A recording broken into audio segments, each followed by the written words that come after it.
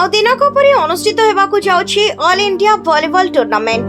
2 ଦିନ ଧରି ଭଲିବଲ ପଡ଼ିଆ ଦୁଲୁକିବ। ତେଣୁକରି ପ୍ରସ୍ତୁତି ଜୋରସୋରରେ ଚାଲିଛି। ଏ ସର୍ବଭାରତୀୟ ଖେଳ ହେବ ସୁବର୍ଣ୍ଣପୁର ଜିଲ୍ଲା ଡୁଙ୍ଗରିପାଲି ସ୍ଥିତ ରାଧାକୃଷ୍ଣ ଭଲିବଲ ଖେଳ ପଡ଼ିଆଠାରେ। ଦିବାରାତ୍ର ଟୁର୍ଣ୍ଣାମେଣ୍ଟ ଅନୁଷ୍ଠିତ ହେବାକୁ ଯାଉଛି। ଏହି ଖେଳ ଫେବୃଆରୀ 14 ଓ 15 ତାରିଖ ଦିନ 2 ଦିନ ଧରି ଚାଲିବ। ଏଥିରେ ମହାରାଷ୍ଟ୍ର, ମଧ୍ୟପ୍ରଦେଶ, ହରିୟାଣା, ଆନ୍ଧ୍ରପ୍ରଦେଶ, ଛତିଶଗଡ଼ ଏବଂ ୱେଷ୍ଟର୍ଣ୍ଣ ଓଡ଼ିଶା ଭଳି ଦଳଗୁଡ଼ିକ ଭାଗ ନେବାର ଚୂଡ଼ାନ୍ତ ହୋଇଥିବା ଆୟୋଜନ କମିଟି ସୂଚନା ଦେଇଛନ୍ତି।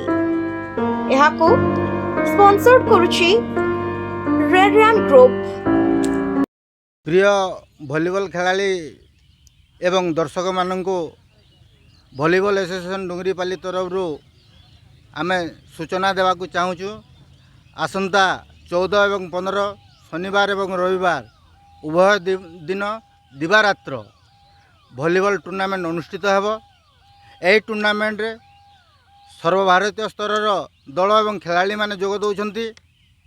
ଟୁର୍ଣ୍ଣାମେଣ୍ଟରେ ପ୍ରଥମତଃ ଏଇଥର ମହାରାଷ୍ଟ୍ରରୁ ଗୋଟେ ଶକ୍ତ ଦଳ ଆସୁଛନ୍ତି, ଯେଉଁଟାକି ଇନକମ୍ ଟ୍ୟାକ୍ସ ପୁନେ, ତାପରେ Jabalpur railway, Bilaspur volleyball team, Andhra Pradesh volleyball team, Haryana spiker ଏବଂ ୱେଷ୍ଟର୍ଣ୍ଣ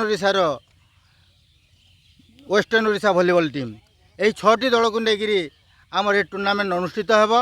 ଏଣୁ ସମସ୍ତଙ୍କୁ ମୁଁ ଅନୁରୋଧ କରିବି, ଆପଣମାନେ 14 ତାରିଖ ଦିନ 2ଟା ଠାରୁ ଆରମ୍ଭ କରି 15 ତାରିଖ ରାତି 10ଟା ପର୍ଯ୍ୟନ୍ତ ଏ ଖେଳକୁ ଉପସ୍ଥିତ ରହି ଖେଳରେ ଆପଣମାନେ ଉପଭୋଗ କରିବେ। କାଲି ସନ୍ଧ୍ୟା ସୁଦ୍ଧା ସମ୍ପୂର୍ଣ୍ଣ ଭାବରେ ସବୁ ଠିକ୍ଠାକ୍ ହେଇଯିବ ବୋଲି ଭାବୁଛୁ।